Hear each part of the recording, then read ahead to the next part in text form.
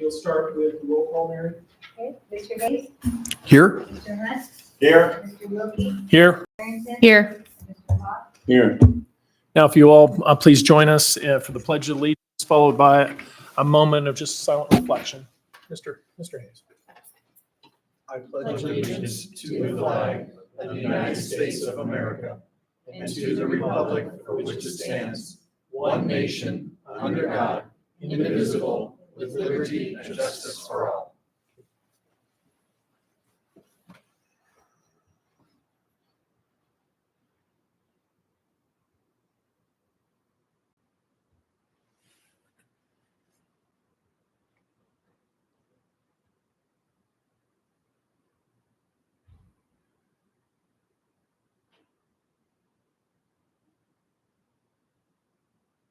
Thank you.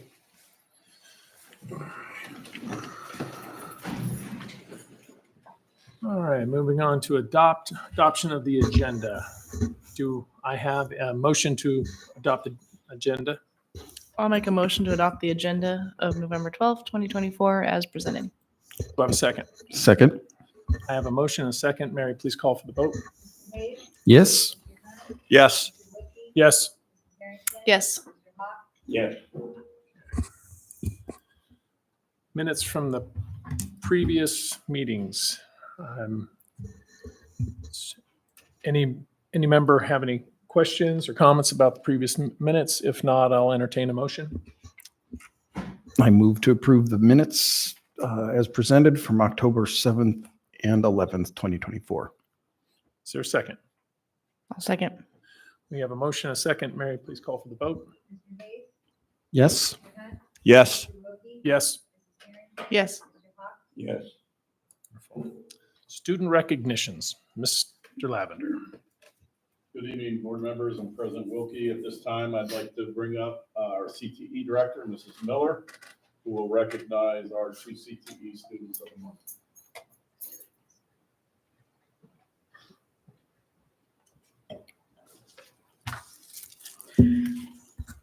Good evening, Mr. Wilkie, board members, Mr. Lavender. Thank you again for allowing me to present to students. Always my favorite part of the week. So tonight we're going to be recognizing culinary arts students, and I know that these folks have been very busy recently between JROTC balls and conferences and all sorts of activities that these kids have been working on. So the first person I want to recognize is Liana Rodriguez. So come on up.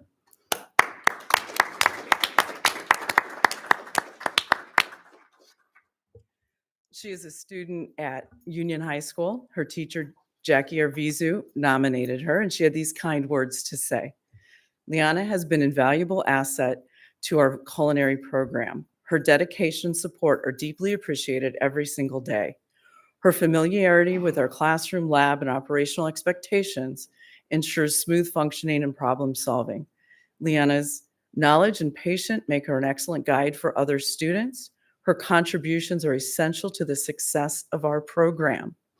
And she's joined today by her family. She's got Diana Rodriguez is here. So please come on up with her and we will congratulate you.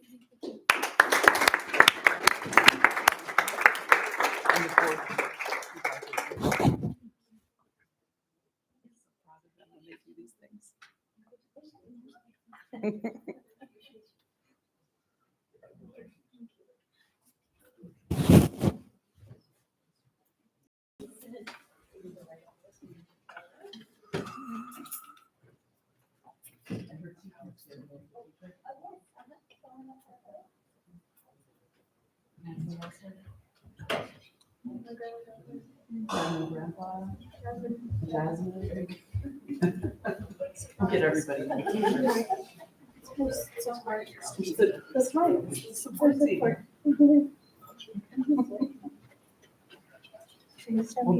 Get the family over here. Get the grandma and grandpa. No, that's okay.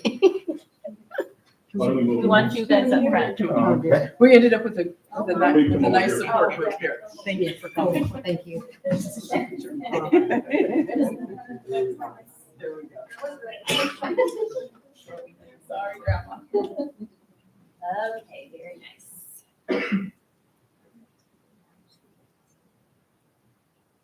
One, two, three.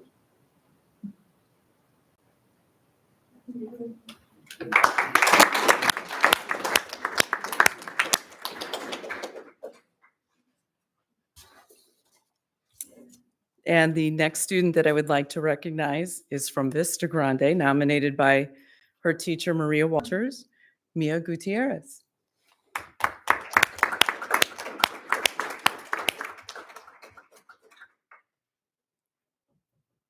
And these are the words of her teacher. Mia's commitment to excellence in both the classroom and kitchen have not gone unnoticed, whether it's her position as vice president of FCCLA or the hours of community service. From your innovative approaches to recipe development to your ability to work seamlessly under pressure, you have consistently demonstrated the qualities of a true culinary artist. Your enthusiasm and willingness go above and beyond in every task and are truly inspiring. As a culinary arts student of the month, you embody the spirit of creativity and hard work that we strive to cultivate in our program. Your ability to collaborate with your peers, share your knowledge, and maintain a positive attitude makes you a role model for other students. And she is joined by her mom, Lisa. If you want to come up too. And you want to, congratulations. And I think her whole family is here, so everybody.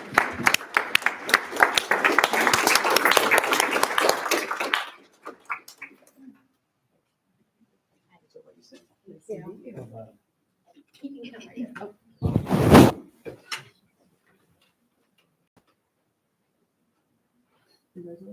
Thank you.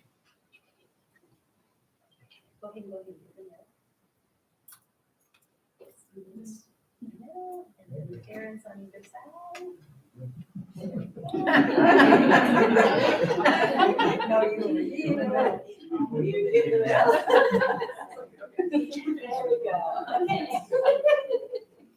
Let's go one more. Oh, you want her teacher too? Yes. Okay, perfect. All right, here we go. One, two, three.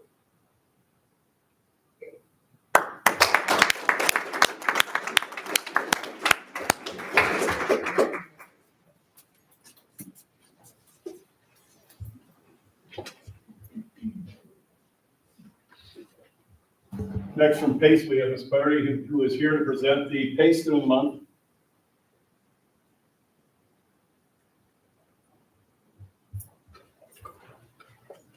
Good evening, everybody. Hope you guys are all doing well. Thank you for the opportunity to present our next Student of the Month for Pathways Accelerating Career Experiences. Mr. Jason Brown, come on up here.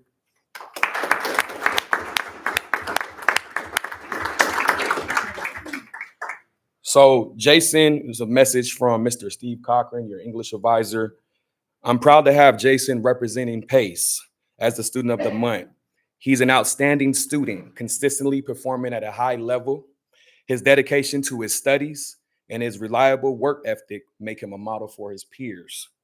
As a natural leader, Jason not only excels individually, that I can attest to, but also inspires those around him to strive for excellence. He is the model of consistency and is always ready to volunteer, speak up, and lead others.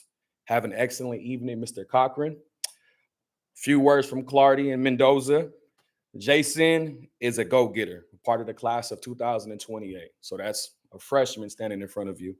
JB is a young man who leads by example and is proud to be who he is. He's proud to wear his own skin. As a young leader, he's demonstrated an excellent commitment to advocate for PACE, to continue to rise and be the school of choice for students in Pinal County. Jason is very active as a student. He also takes part in being a leader within the following organizations: PACE Student Council, PACE Rural Arizona Engagement, Student Leadership, the Chick-fil-A Leader Academy, Casa Grande Community Conversations with the Casa Grande Youth Alliance, and also the Boy Scouts. So Jason is pretty active, but also applying himself in the classroom. Very, very major, by the way. I know for a fact that Jason's future is very bright because in present time, He is our shining light. Congratulations to Jason Brown, his grandma, his twin, the Boy Scout leaders, and everybody that's here with us and joining us virtually. Congratulations. There's this right here. Grandma, Boy Scout leaders, we need you all up here.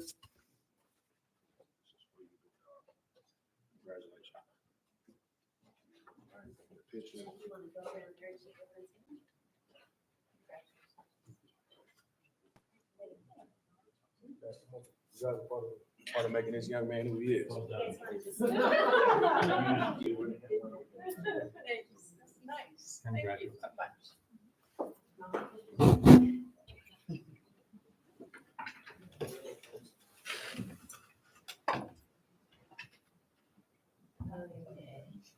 You want to step forward just a little bit? Okay, here we go. Look at me. 1, 2, 3.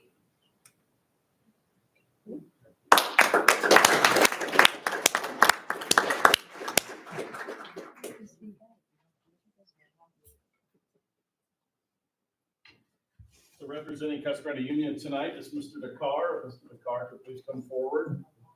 Also, this is the Rotary Students a Month. Mrs. Harrington is representing the Rotary Club tonight. Good evening, everyone, board president and all the board members. It's an absolute honor to award this Rotary Student of the Month, Nick Isles. Okay, just a few words that he wrote. He wanted to share his background story, very inspiring. So his mother is an immigrant from Colombia who has worked hard to live the American dream, and it's given him the opportunity to fulfill his own dreams.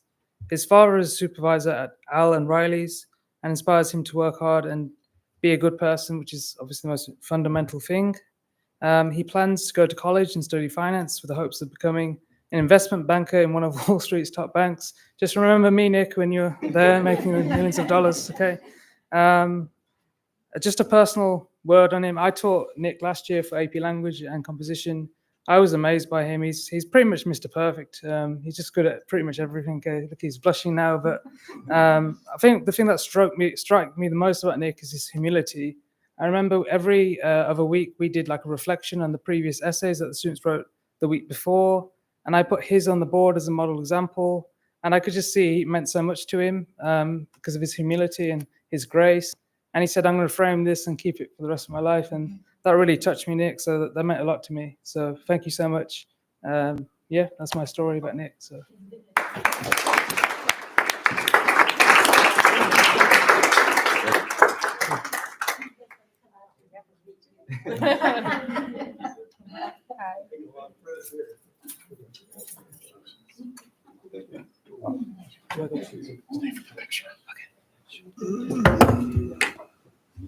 Sorry. Yeah.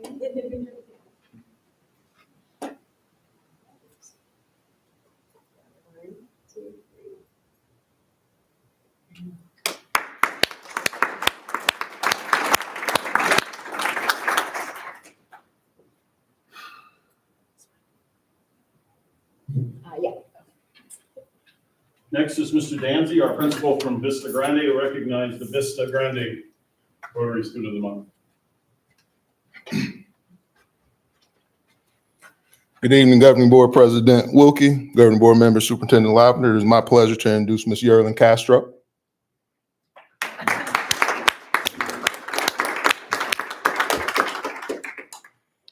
Yerlin Castro is the daughter of Sasha Salcedo and Roland Castro.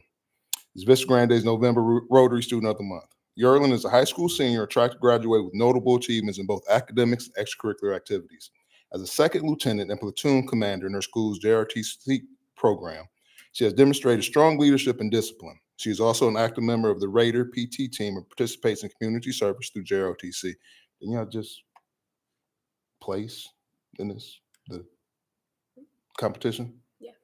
What did you place? Second. Congratulations. And they just placed second in their competition. Academically, Yerlin has excelled, earning scores of 4 and 5 on the AP Lit and AP Language exams.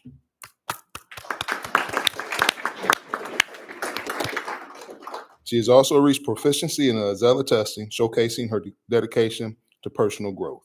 Looking ahead, Yerlin plans to enlist in the Marine Corps after graduation with long-term goals of earning a degree in law and traveling the world. She is deeply grateful to her parents for their ongoing support in her journey. With a passion for service and leadership, Yerlin is ready to take on the future and continue striving for excellence. Ms. Yerlin Castro.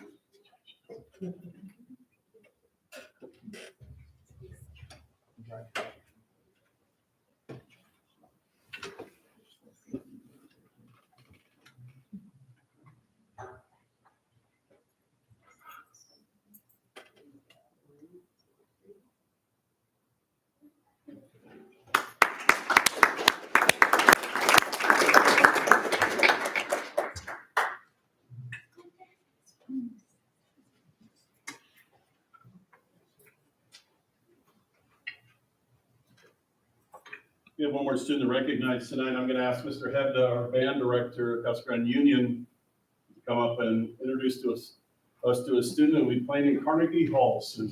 Mr. Hebda. Hello, good evening. Can we have Alexander Snaith come up to the board, please? Up to the front, please. This is Alexander Snaith.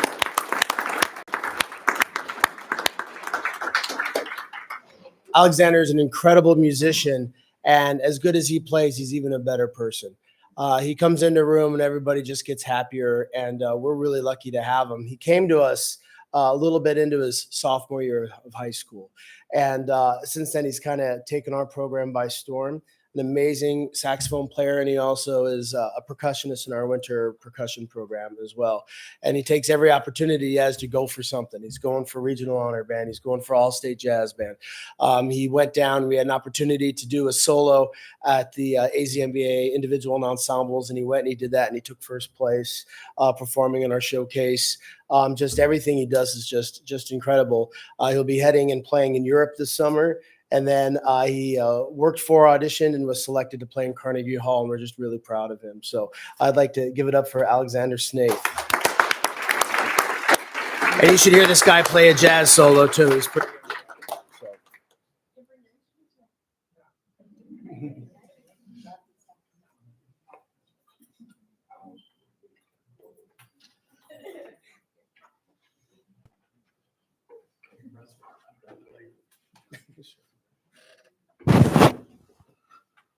And his mother is here too.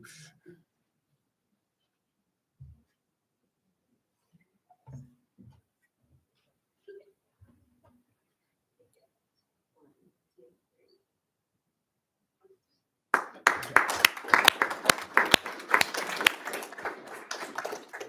going to ask Mr. Dancy to come back up and recognize our Employee of the Month, Dr. Amanda Sheeler.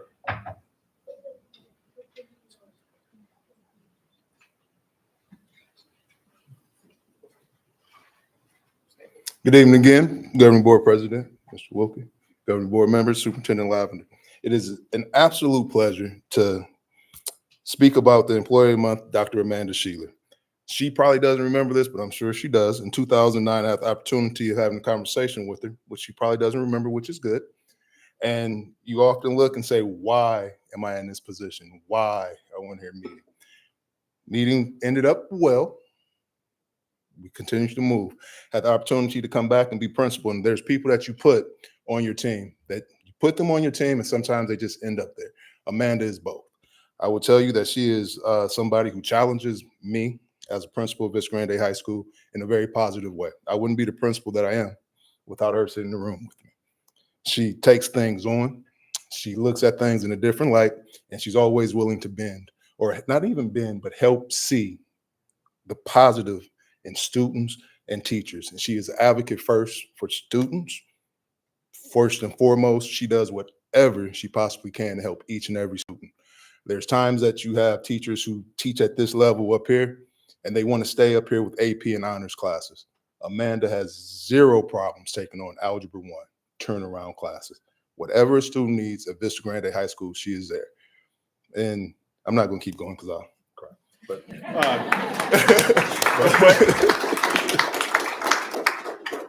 have not known Amanda since 2009, but in the short time that I've been here, I have learned that she's a math expert, and she shares her expertise with her department, mentoring her teachers. But as much as being an expert, she also forges excellent relationships with her students. And I've heard from many of her students what an impact that she's had on their lives. So again, Dr. Sheila, we appreciate you for all that you're doing. Thank you.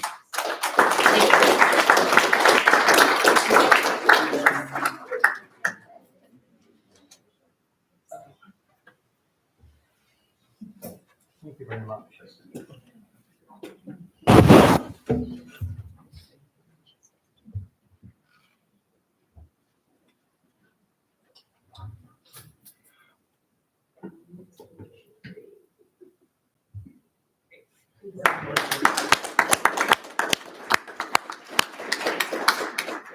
We have one more certificate to hand out tonight, and that's to Mrs. Beecham and Mrs. Price. If they could please join me up here.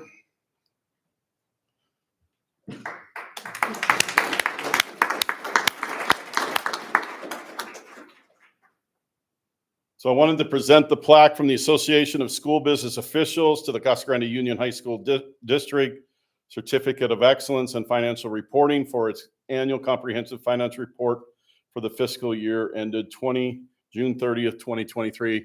I appreciate the outstanding work these two are doing, as well as Mrs. Rodriguez and the whole department. So thank you very much for everything you're doing.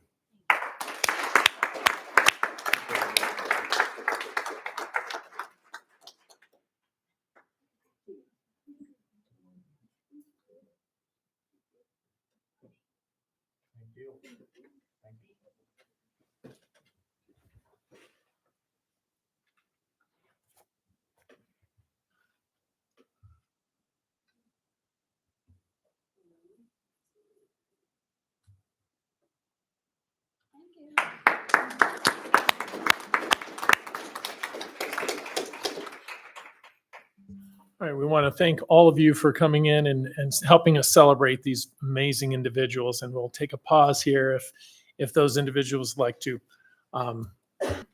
enjoy the rest of their evening somewhere else. You're more than welcome to stay here, but we will give you the opportunity to leave at this time. So thank you very much, and congratulations to everybody.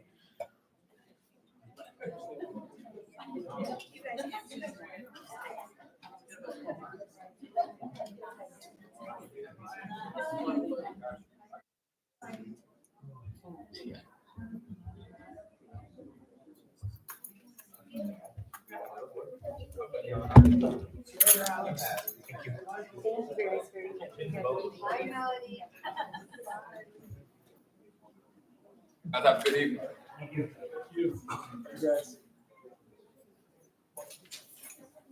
Thank you again.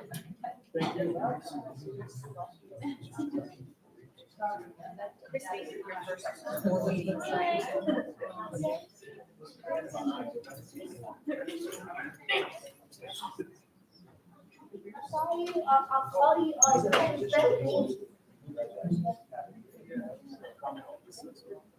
Okay. All right, we'll turn it over to you, Mr. Lavender, for superintendent's report. Thank you, President Wilkie.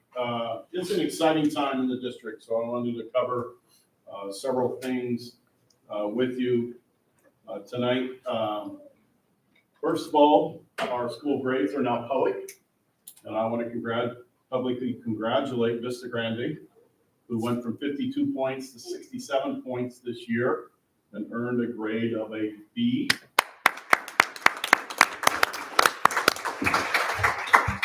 They will be having a school-wide celebration on November 21st. Capital B on that celebration, please. Why, I missed you, Ms. Dan. It's a capital B on that celebration. Yeah, capital B, absolutely. And Mr.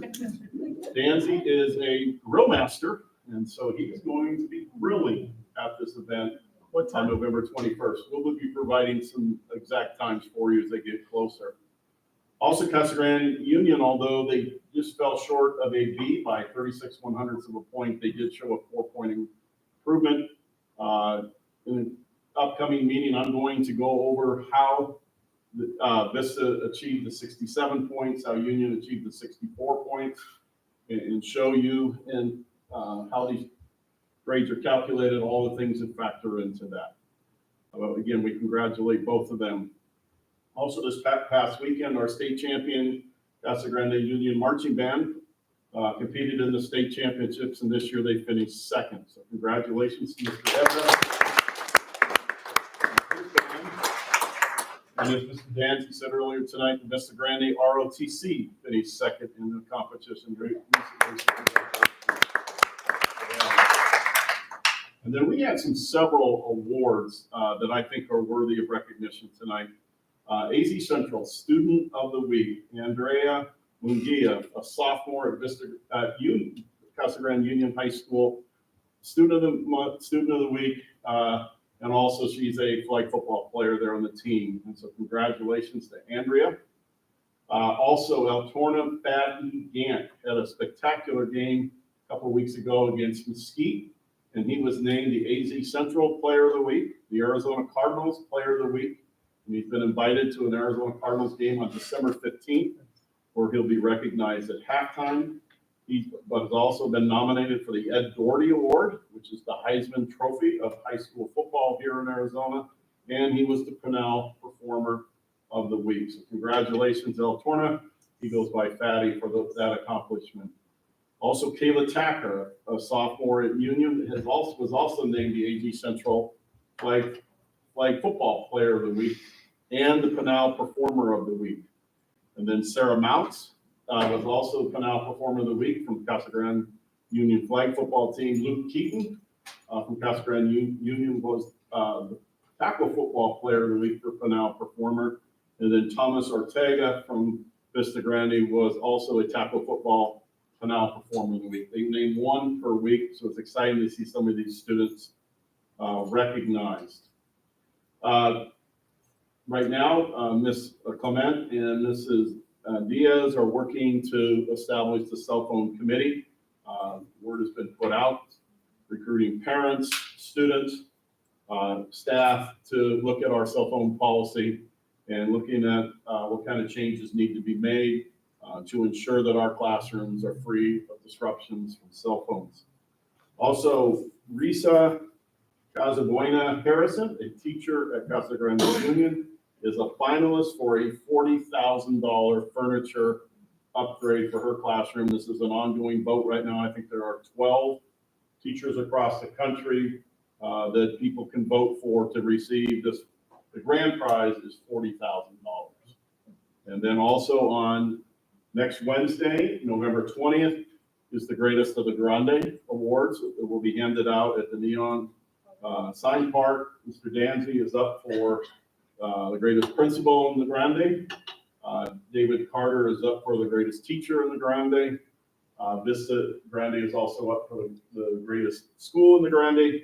And the Casa Grande Union High School is up for the greatest workplace in the Grande. And so excited to see that.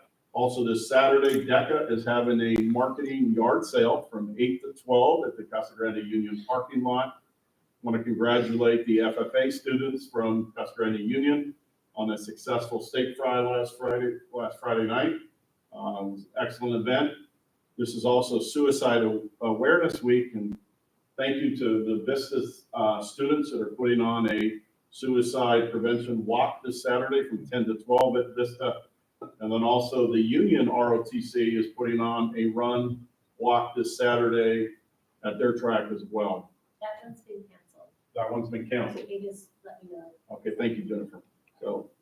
So that saves anybody from having to decide which one to go to now. So we encourage people to go to the one at Vista. We know that suicide is an issue of great concern within our youth today. And we thank the Vista staff for bringing this event up and bringing people's attention to it. Also, 3 of our 4 football teams have qualified for the state playoffs. The Casa Grande Union girls are the 5th seed. They play tomorrow night at Casa Grande Union High School against McClintock High School, my school where I graduated from. And so we're looking forward to an exciting game there. And then our Casa Grande boys are the 14th seed, and they're going to Sierra Vista Buena this Friday night to play Buena High School.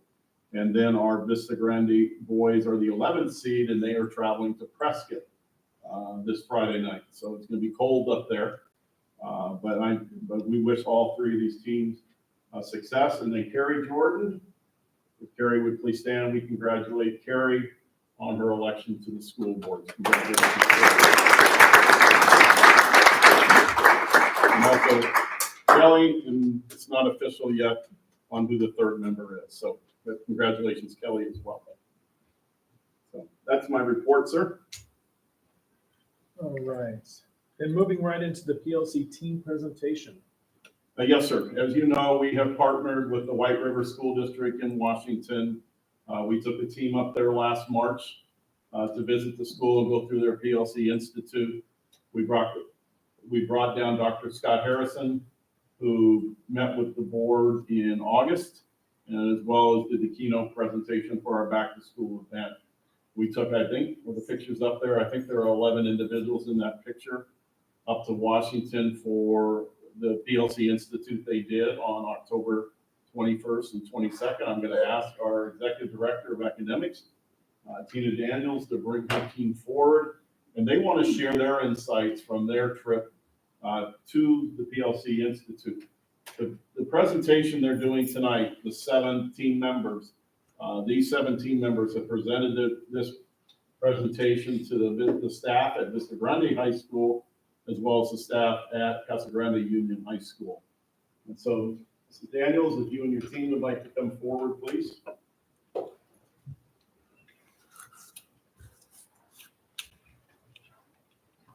So thank you, President Wilkie, Mr. Lavender, for giving us the opportunity to share some of our insights. Just to begin, the building leadership team is the leaders of change for our PLC process. The purpose of their going up was to be able to observe White River in their truest form. We actually got to visit PLCs, and then we heard from both Superintendent Scott Harrison, as well as board members and other leaders as to how their process began. So it was these 7 members, these 6 members plus 1 who was not able to be here, plus 2 instructional coaches, myself, and Monica Diaz, who is the Director of Student Engagement and Professional Learning. So we wanted to kind of give you an overview of what our PLC journey has been. It actually started back in 2005, which they called the prelude to PLC. So we started this process. And then we had hills and valleys of PLCs coming and going. In about 2016, there was new life and liftoff again. And then again, we took a dip. And now we're starting what we're calling PLC 2.0, and this team has named it The Work, because we really believe that this PLC is the work and the driving force for how we're going to begin improving student achievement and how it's going to impact our students.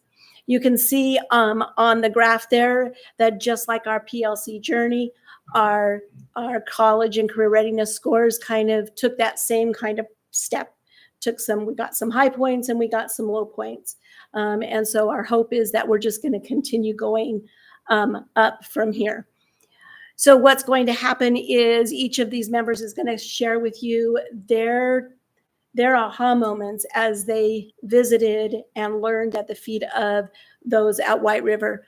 And so I'm going to start off with, I don't know who it is. Okay. Okay. So the 4 questions. The 4 questions, these are very important questions. And the White River School District made it very clear that their success depends on these 4 questions when teachers meet together in a PLC. So within a professional learning community, these 4 questions drive the meeting. And it's like our GPS. It's our how, it's our what. How are we getting there? What are we doing to get there? And when you focus your meetings, which we don't have a lot of time as teachers to plan together, and they need to be focused and they need to be targeted. So it keeps us on track. We focus our professional discussions. And when you do that and you answer these 4 questions, Everything is student-centered. It's learning-focused and data-driven. And that's what helps guide what we do next with our students. Who's next? Oh, there you go. Okay. So good evening again. Thank you for your time today. So in preparing for this role, I read From the Border into the Classroom, a very eye-opening book. And from the whole book, the key phrase that stood out to me was clarity precedes competence. And I think that really struck a chord with me ahead of the visit to White River. Initially, I was wondering why we're choosing White River as a model school. It's a school in Washington State. It's 1,400 miles away. It's a different climate, almost a different country if you've ever been to Washington State. So all these questions were running through my mind. It is the right school. I can firmly say that. I've seen everything they do, and I've seen the holistic clarity that they have to the system. Staff come and go, teachers come and go, whoever it is, board members, superintendent, from the ground up, whoever leaves, that system remains. And that's what we need to be successful, in my opinion. And I think everyone's been talking about the journey that White River went on. It's such a long journey, took 20 years, but we're in a much better place than them. That's the good news. We have the right people in place. We have right administration. We have excellent members of staff to conduct this mission, to have this vision where we have this clarity about where we want to go. John Hattie talks a lot about collective efficacy being the number one driver. So we as a building leadership team need to kind of spread the message that this will work, but we need everyone on board. It means every single staff member in our district needs to see this vision. We need to be on the same page. We might have disagreements here and there, but we have the same vision. We have the same goal, the same mission. And that's why we need every single person on board with this. And I think we all just want to sing from the mountains about how we feel that this will be successful if everyone's on board and willing to work with that. So thank you all. Hi, I'm Chris Malik. I teach at Union. I have been here in the district through most of that timeline that you saw earlier, so I have seen the ups and downs of our PLC process here. For me, the PLC is an incredibly important element that we're trying to implement here at the district, and it's simply because teachers are too isolated when they work, where we work alone. And if we really want to improve our students' learning, working as a team and getting the opportunity to work as a team is definitely where we need to head. I don't think anybody, without getting into a longer story about it, I don't think anybody wants to go to the doctor and get a life-changing diagnosis and just hear it from one doctor. I think they would want a second opinion. And if they really do have something wrong, they want that team of doctors to help them get better, not just one doctor. So that was part of what I saw as a strength at White River. It's also part of what I saw them working on, as you see in front of you, with the unit plans and the guaranteed viable curriculum. It really brought it home for me seeing at White River, because again, after studying this for so long, you're seeing it in writing and you're reading it, and I'm watching YouTube videos, but going and seeing teachers actually meeting in a PLC, using their materials, having those discussions, putting everything into place was very powerful. For me, the most powerful part was the unit plans. The unit plans are the core of what the teachers use to present to their students. They're the core of what the teachers use to evaluate their students. They're the core of what the students are going to use to access the essential standards. And that's what that second part is about, the guaranteed and viable curriculum. Part of what White River and PLCs in general, the mantra is to make sure that every student has a guaranteed and viable curriculum. That way that we make sure that all students are learning at least that minimum of the curriculum that we seem that is essential. We all know that there's way too much in standards to teach everything. So getting together, deciding what the essential standards are, formulating this unit plan, and then implementing that unit plan, and then secondly, evaluating that unit plan using something like this. This is what was called the proficiency scale, and it's part of every one of their unit plans.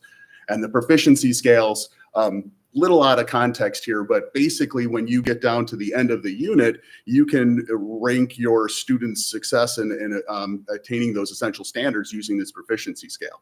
And those numbers that you're seeing there, doesn't really matter what class it is. I believe this one is from a history class, but it doesn't really matter what class that you're getting these from. These numbers are going to represent the students' a proficiency with those standards. So if they're getting a 2.4 in history, it's looking the same as a 2.4 in math. So you can quickly identify where kids have their deficiencies and then work to improve those deficiencies. So I found those parts to be very powerful, as well as they're working together for the benefit of their students. And I look forward to helping implement that here. Thanks. Good evening. I'm Crystal Villegas. This is my 12th year as a math teacher in our district. One of the new things that we've been doing this year in PLCs is this TACA form, which stands for our Team Analysis of Common Assessments.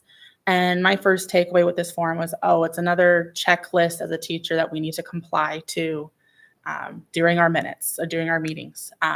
After going to White River, I can see it is much bigger than just this form we fill out. It's actually a living historical document.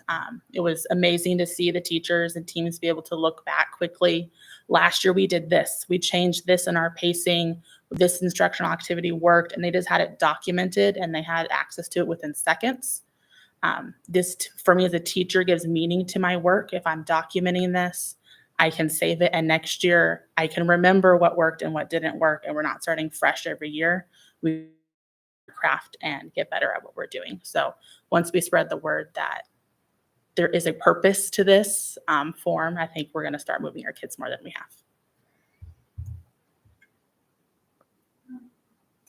So one thing, a big takeaway, the way that the White River School District has basically built their PLC program, when we were observing the teachers in real time at 7 o'clock in the morning, they were just right on task, going through their 4 questions.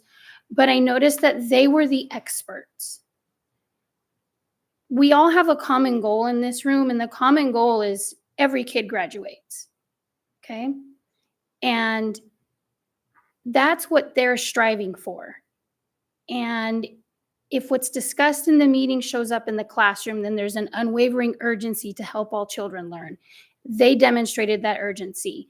We demonstrate that urgency in our classrooms as well.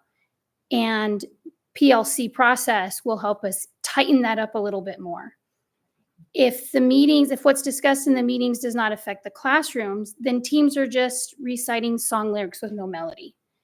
We're just kind of going through the motions. What do I teach now? What am I going to use? This, that, and the other. It's, again, student-centered, learning-focused, and data-driven. And again, the ultimate goal, all kids graduate. And teachers are the experts, and that's what we saw over there. So I know we can build that stronger here. Let me see here. Okay, one more. Here I am again still. Okay, tight and loose. So with a PLC process comes things that need to get done, things that have to get done. So tight and loose cultures, they create parameters. Things that what we have to do, we collaborate, we decide power standards, we develop the common grading proficiency scales, which is where we want to go next. That was one of our biggest takeaways. And then we have the evidence to show what's working and what's not working. All of that has to happen. That's kept real tight, okay? Now, some people may think, well, then what about like creativity in the classroom? That means I can't do this lesson the way I always do it. I know it works. And that's not true. How you do it, again, it's our GPS, what we're going to do to get there and how we're going to do it. That's when the teacher can still be the teacher and still be creative. So how you teach it is going to be different from your other 10th grade English teacher colleague. You encourage your own creativity and the creativity in your classroom. You have your own agency.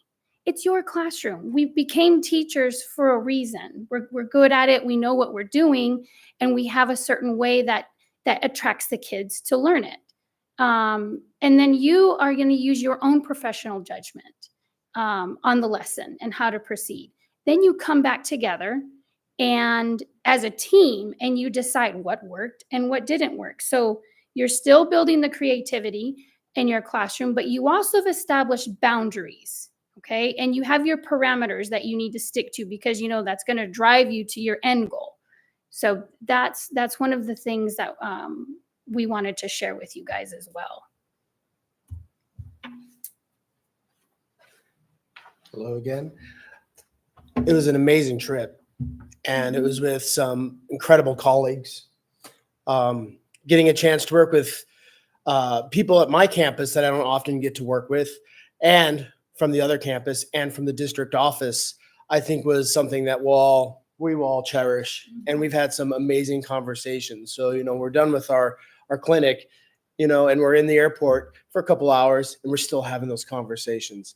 And I think that breeds from the culture we are creating here, that we have here, that we witnessed in White River. There were so many ahas to where we started jotting them down. We just needed time to process. We needed at least a week because there were so many things that we thought were incredible. Culture is very important because you need to have the culture to have sustained greatness. And I'm a big believer in that. And you could have a successful year, but if you don't have the culture, it's not going to continue. And the thing that I'm most excited about with this entire process is I think we have the pieces in place. And when we went and we were observing, we saw this is what a superintendent's doing, and these are what principals are doing. And like, check, we've got all those things here with our superintendent and with our principals, and everybody feels like they can communicate and talk, that we have that culture and that we're willing to grow. Also, all of the plans that they have in place, we've got everything started, and we just need to fine tune and figure out, okay, how do we make everything better?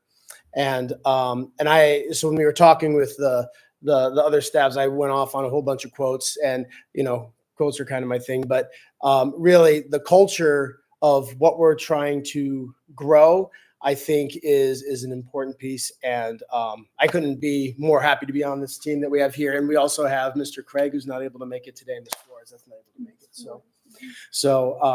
But that's our trip, and we are planning to continually meet. We meet once a week as a team before our PLC, so we get a half hour as a team, and then we're also meeting Thursday this week as well in person. So we're all in, and this is going to be something great, and we appreciate the opportunity. Yes, thank you.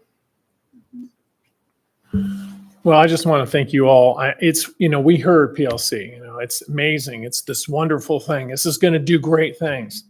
But for you guys, I want to thank you. I think we want to thank you for taking the time to go out there and just reconfirm everything that we've heard. It's not just someone saying something. You went there, you experienced it, you saw the value of it. And bringing that excitement and that personal experience can only make us more effective in really moving forward with the PLCs here.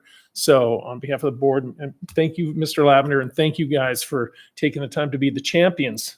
Because now you're here, you're going to be championing this out. You're going to be able to share those stories, share those experiences, and that's invaluable. So thank you very much. Anybody? I just want to add to, and I know that Mr. Hebb and I have talked about this part, but it's really great when you guys go and do it. But then now you guys are bringing it back. And I love that you're meeting regularly still and you're implementing it, because that's a big factor of going on trips like this, is actually implementing what you've learned and sharing that energy. So I think that's really great. Just real quick, what I like about it too is that it's also another example to our students that learning is a lifelong endeavor. Very good point. All right. Well, thank you again. Thank you, everybody.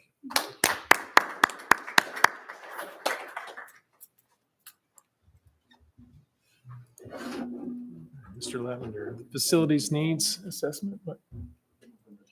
Oh yeah.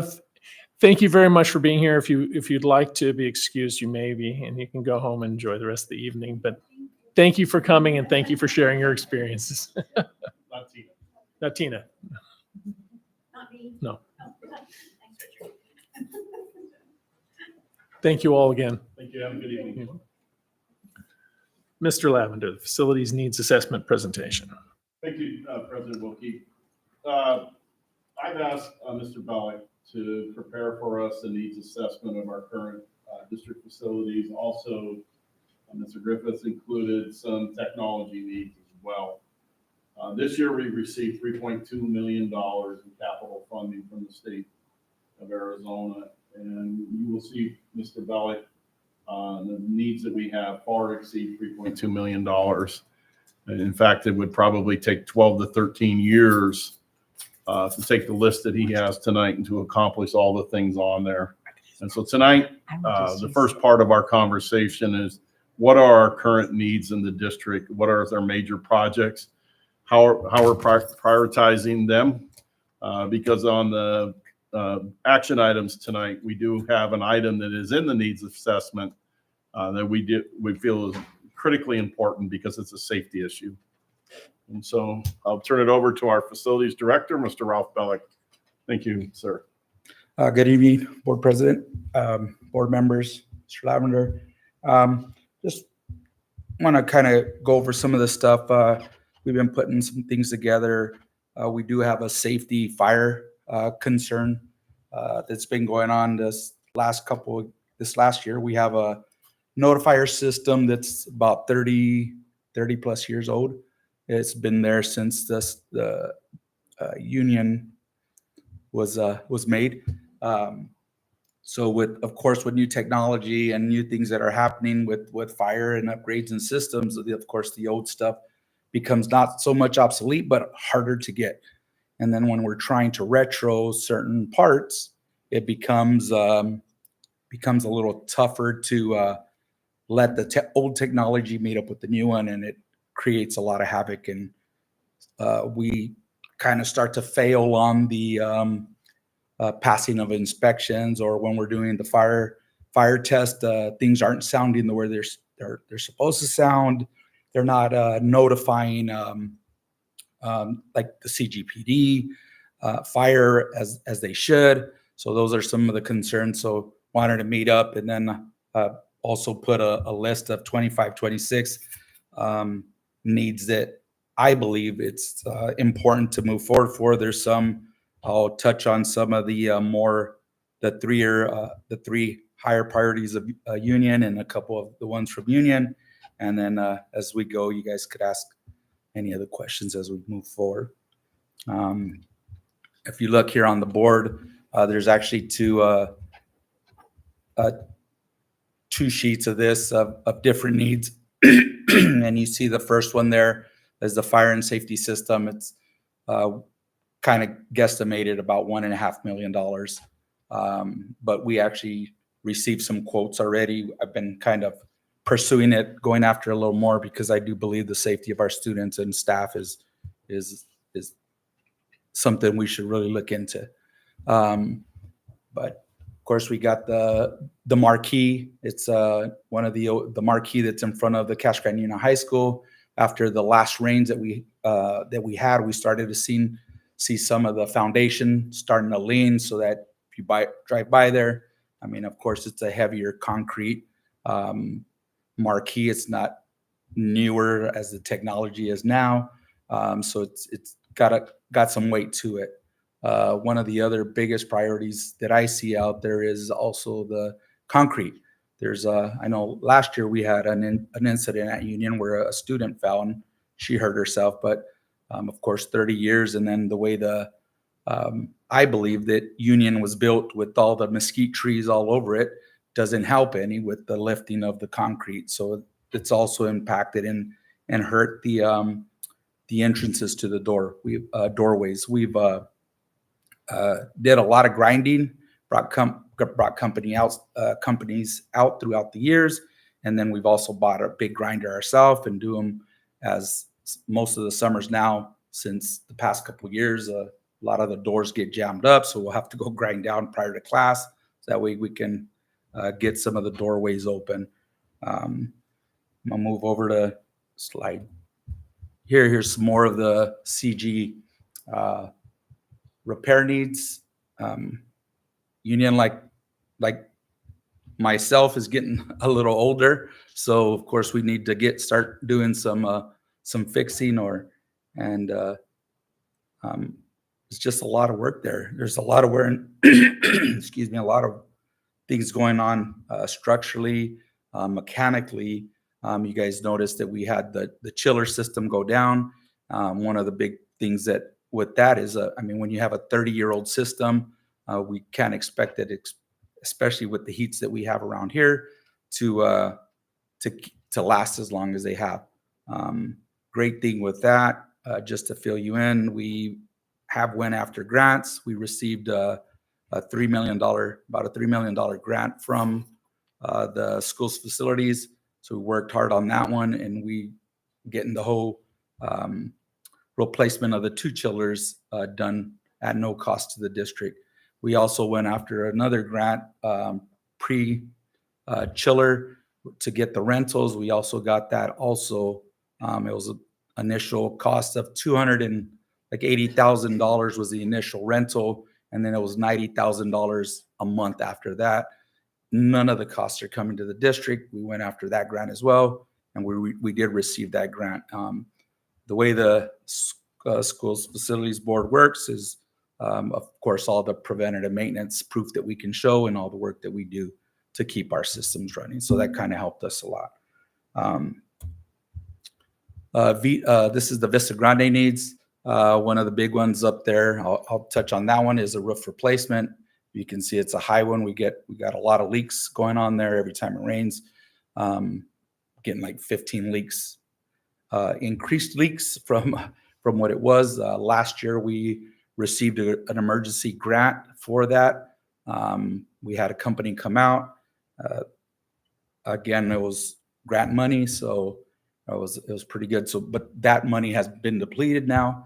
So we went after the actual roof replacement grant through this school facilities board, and we were actually granted that. We went into design phases, so we're in the process of making sure that everything's good on the designs, and we're looking to hopefully be approved. Our push date is for the January approval for the SFB, which is they're going to give us the $3.5 million.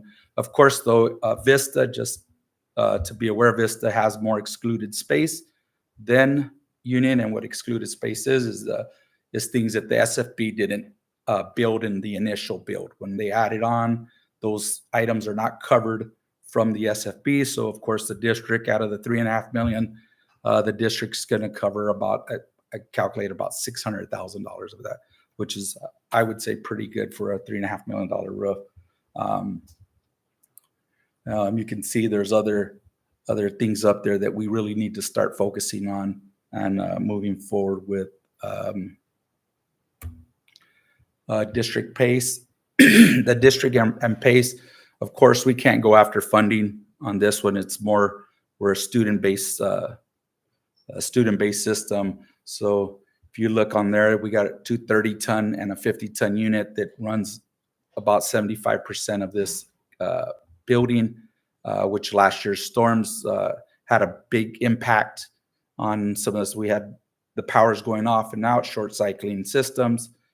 So right now we're running and operating the 50-ton unit at 2/3 capacity. When I say that's a 3-compressor system, one of the compressors got fried. We were able to jump it and keep everything running and active during the hot summer, so that way we can continue with progress and keep moving forward. The AC units at PACE, in the PACE building, there's about 8 units throughout the years. With dollars that we've saved, we've been able to go out and put other units in place, but we're still short about 9 units. A lot of these units range from, I would say, 15 to 17 years old. So they really ran the life expectancy on those. The good thing is, I'd like to commend my team for all the hard work they do, keeping them up and running over the shelf life.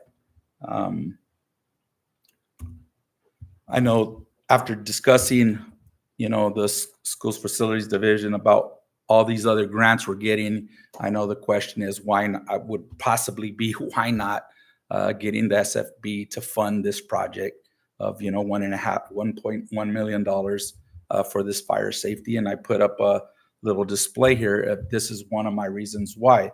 The Vista Grande High School, we went into weatherization, and if you look on the top descriptions up there, I started this project back in December of 2022, and we're still moving forward. And you can see all the keynotes and all the different things that we have to go through to try to get grants and get the funding we need to get some of this work done on a grant through the SFP. I just don't believe we have that kind of time when it comes to safety. And that's why we're not going aggressively after it with the SFP. Any questions? Any questions?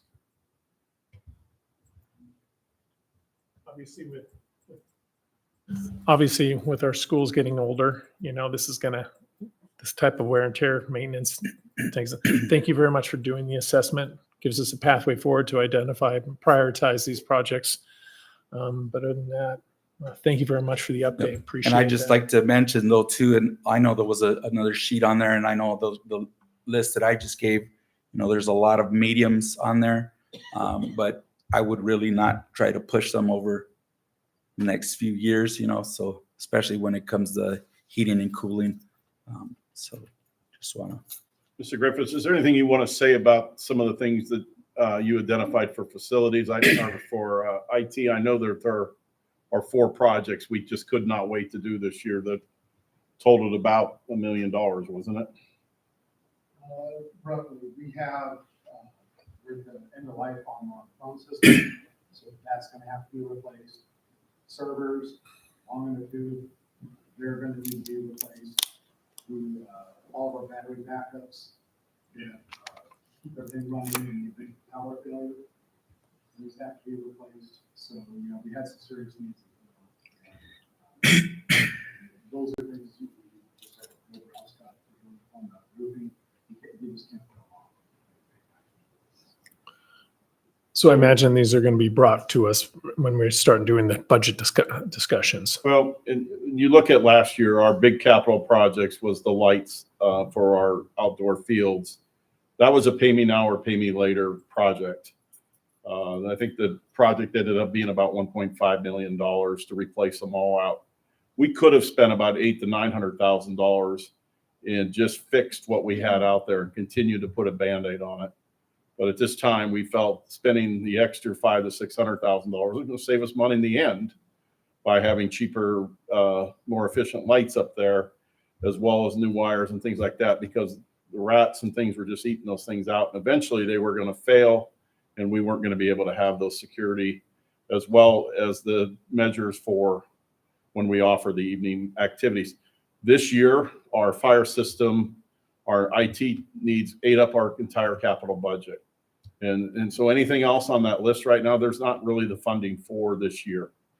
And so how we classified the projects was the high is we either to do it now, we're going to do it down the road more expensive because it's going to fail.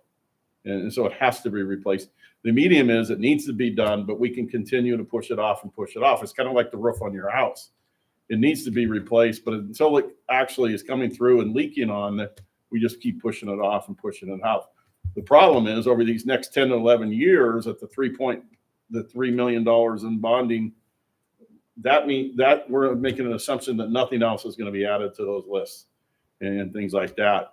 And so the next part will be to bring in a financial person to talk about what are some options the district has available. And that'll be the next conversation that we have. But I wanted to make all of you aware of the challenges that they have. And we would be in so much worse off if it wasn't for the work that Mr. Bellick has done getting the funding on the roof and getting the funding on some of these projects at Union on the chillers and things like that.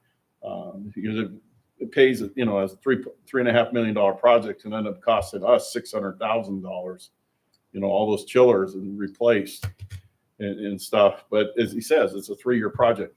Do we really want to have a fire alarm that's not adequately providing notification if there's a problem on campus, sit there while we continue to do that?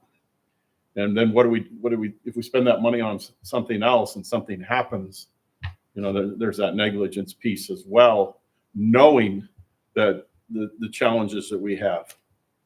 And so we're coming out of that COVID and those ESSER funds now, where funds are really tightening up. So Rob, we really appreciate all you're doing. And again, if there's any other questions or anything like that, I know there are projects on there that board would like to see, but at this time, we're really, safety being our biggest mission, what we have to address those first. And then, because not only, because that $3.2 million covers classroom furniture as it's breaking, replacement of athletic uniforms, all of those things all goes into that $3.2 million, and it goes quickly. Well, again, thank you all for your efforts in extending our, our facilities and the life of our infrastructure as much as possible. But we do need to we're going to have to move forward with that stuff. We've got some hard decisions to make. Yes, sir. Thank you. Thank you, Ralph. And Dave, thank you. Matters reserved for the board action. ASBA policy revisions, second reading. So heard this. Is there any comments or questions from the board? If not, I will entertain a motion to I'll move to approve the second reading as presented. We have a second. I'll second. We have a motion and a second. Mary, please call for the vote. Yes. Yes. Yes. Yes. Yes. Data sharing agreement, Mr. Lavender. Yes, sir. This is an agreement between us and Grand Canyon University. They have sent us their admission requirements, and we have the ability to go in, look through our student records, and identify students that meet those requirements. Through the data agreement, we can send Grand Canyon University the name of the students, the address, and then Grand Canyon University is sending a letter to these students and families letting them know they're accepted at Grand Canyon University if they would like to pursue education there. And we see this as something very positive because a lot of our students may not realize that they can get into a university like Grand Canyon University. We have a similar arrangement with Arizona State University as well.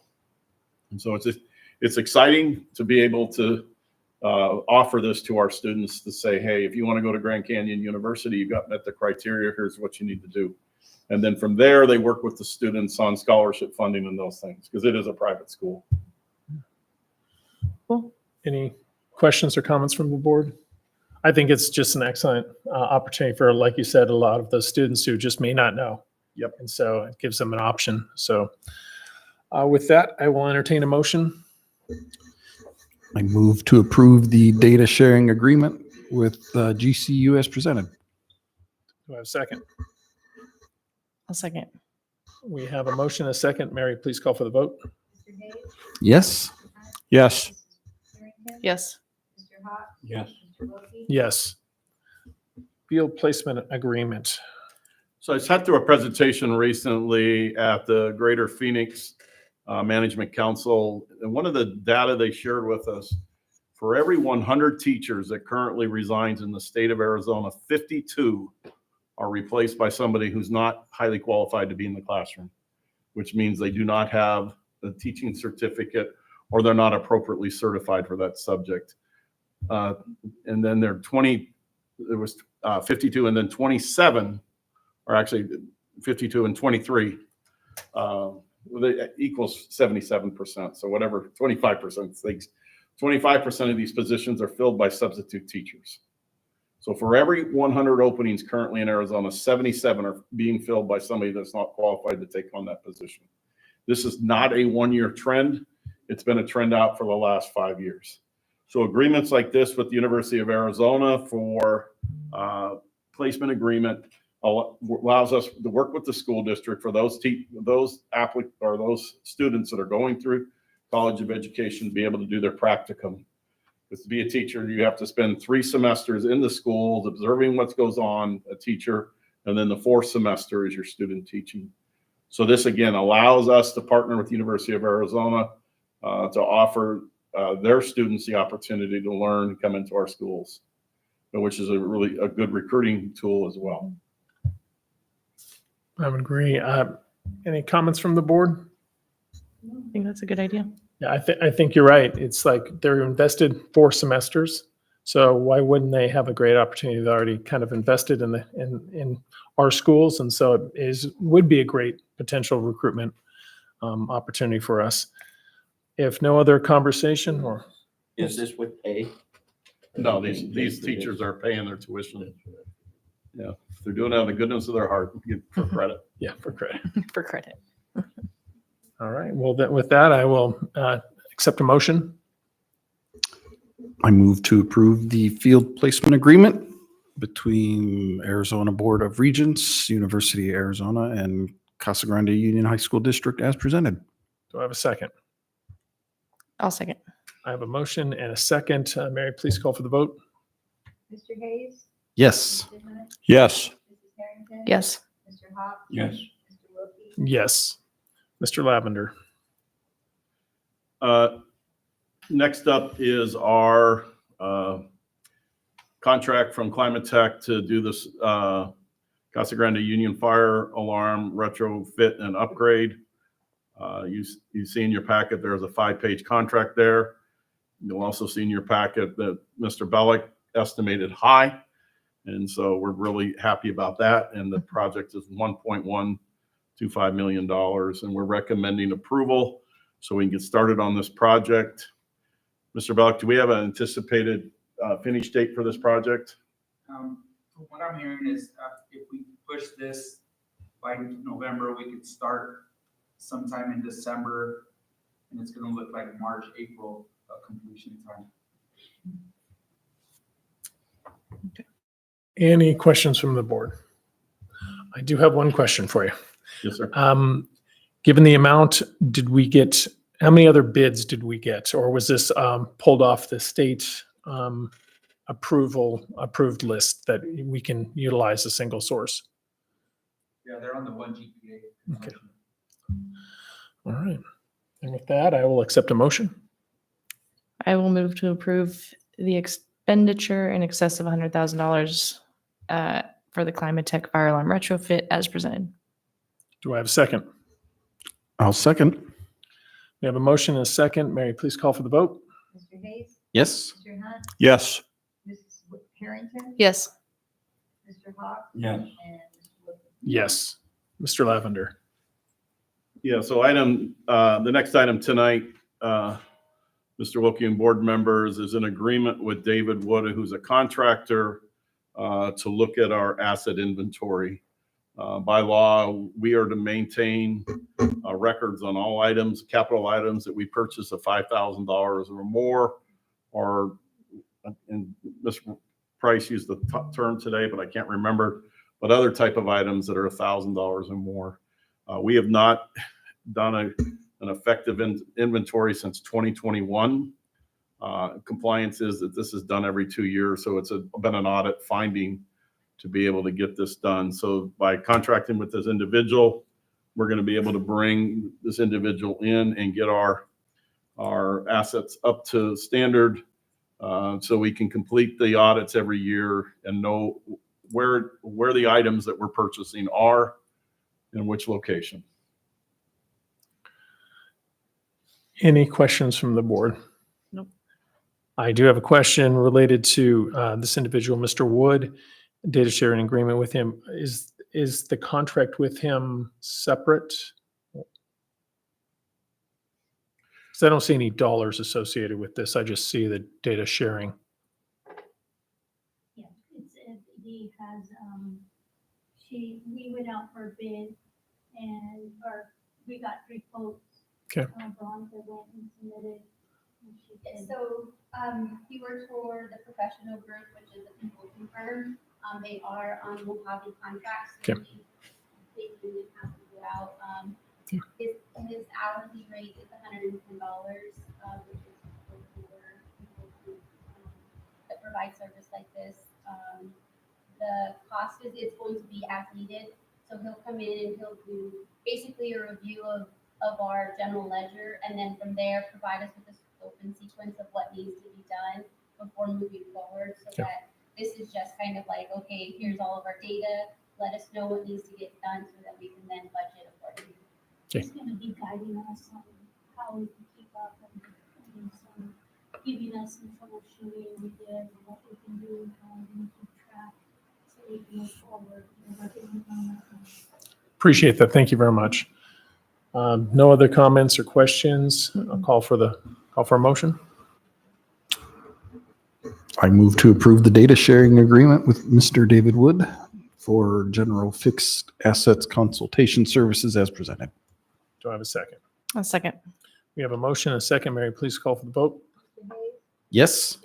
Yes. Yes. Yes. Yes. Mr. Lavender.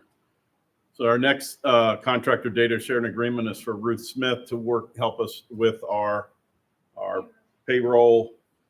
She's retired from Pinal County and from the data processing office.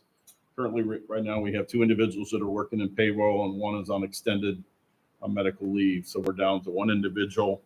We also, this individual is let us know that she's going to be retiring in January of 2025 or the beginning of the 2026 calendar year. And so it's very important that we utilize this individual on some expertise in data entry, reconciliation, and payroll processing to ensure that we're up to date on all of our records, as well as making sure that our employees are getting properly paid. And so there's no disruption to that. And we did go out for quotes as well. Any questions or comments from the board? If not, I'll accept a motion. I'll move to approve the data sharing agreement with Ruth Smith for payroll consultation services as presented. Do I have a second? I'll second. We have a motion and a second. Mary, please call for the vote. Yes. Yes. Yes. Yes. Yes. Mr. Lavender. Our next item is our generous donations from community members. Glenda Cole has donated $250 to our Casa Grande Union boys tennis team. Dr. Grant Walton has donated $200 to our Casa Grande Union Spirit line. CG Autoplex has donated $1,800 to our Casa Grande Union boys basketball club. Vivo has donated $95 to our Casa Grande Union cross country team. Barbara Roble has donated $100 tax credit to our Vista Grande track. And then recently for the Oktoberfest, the Casa Grande Union or the Casa Grande Rotary Club is making the following $1,000 donations to clubs that help support that event, which is the Vista Grande Key Club, Casa Grande Union National Honor Society, Casa Grande Union Key Club, Casa Grande Union Construction, Casa Grande Union Band, Casa Grande Union FFA, Casa Grande Union Spirit Line, and Casa Grande Union Swim Team. And we ask that you accept these donations with much enthusiasm and appreciation. Well, absolutely. Any comments? I just want to say that from the Rotary Club, all of these students were just an amazing help, whether it was setting up, helping during the event, helping with trash. They have amazing attitudes. It was a big help, and I really appreciate their help in the community. And I would love to see more of that moving forward. I think it was really great on all sides. So Again, thank you to all the generous donors and Rotary. With that, I will accept a motion. I move to approve the donations as presented. I'll second. We have a motion and a second. Mary, please call for the vote. Yes. Yes. Yes. Yes. Yes. That brings us to the consent agenda. These items can be taken on one motion unless their board member would like to remove one for any kind of discussion. Do I have? If not, I'll accept a motion. I move to approve the consent agenda as presented. I'll second. We have a motion and a second. Mary, please call for the vote. Yes. Yes. Yes. Yes. Yes. That brings us to the public comment section of our meeting. And I will just take them in order. Mr. Akchu. This is public comment is reserved. We need to, before you start, sir, I'll go ahead and read the content we have to read. Pursuant to ARS 38-431, Tax 02, Tax H, the board may make an open call to the public during a public meeting, subject to reasonable time, place, and manner restrictions to allow individuals to address the public body on any issue within the jurisdiction of the public body. All comments are limited to 3 minutes or less and all speakers must adhere to appropriate conduct. The board president also reserves the right to limit the number of speakers on a particular topic whenever they deem it such necessary to be necessary for the proper operation of the meeting. At the conclusion of an open call to the public, individual board members may respond to criticism made by those who have addressed the board, may ask staff to review a matter, or may ask that a matter be put on a future agenda. However, members of the board shall not discuss or take legal action on matters raised during an open call to the public unless the matters are properly noticed for discussion and legal action. During an open call, the board requests that speakers refrain from voicing complaints against school personnel, board members, or any person connected with the district, as it may impact due process rights. Policy KE, KEB, KED are provided by the board for disposition of legitimate complaints, including those involving individuals. With that, sir, you have 3 minutes. Thank you. Thanks for the time.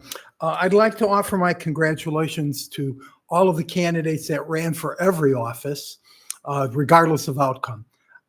I know firsthand how hard it is to run a campaign and to be a candidate. It's tough, and thanks for doing it. But I also know that after elections, it's easy, very easy for people to disconnect from the issues that drove the election itself. So what I'm suggesting is that our high schools continue to build on the political enthusiasm that was generated in this election. Perhaps the students can continue discussing some of the most controversial issues, have mock debates, but I like to see some effort made to keep those issues fresh and up in front of their minds. I'd also like to see the board and the high schools consider sponsoring debates of actual candidates in the next cycle. It was brought up kind of late this last time, but I think it's a good idea. It brings the student body into connection with the political process. Because I think that having enthusiastic and engaged students builds an enthusiastic and engaged public that we'll need for the rest of the time we're here. Thank you. Thank you very much, sir. Mr. Noel Reck.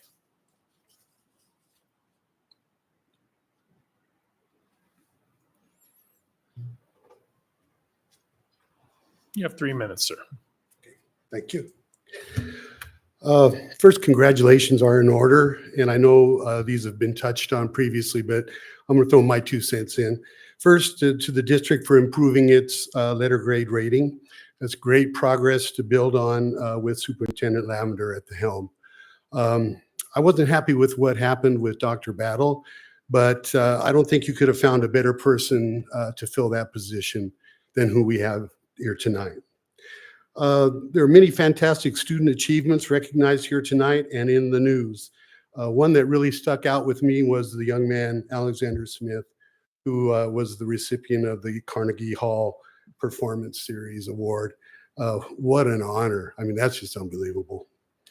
And congratulations to Board Member Harrington for your reelection, and to Board Member-elect Jordan. And I also want to thank the board and Superintendent Lavender for the opportunity to present my service learning project today at Union and at Pace. And I want to thank board members Wilkie and Harrington for attending the presentation. I would have invited board member-elect Jordan, but I didn't know how to get a hold of her. And I do appreciate board member Hayes replying that he had previous commitments. And I hope the overview sheet I gave you answers any questions that you may have.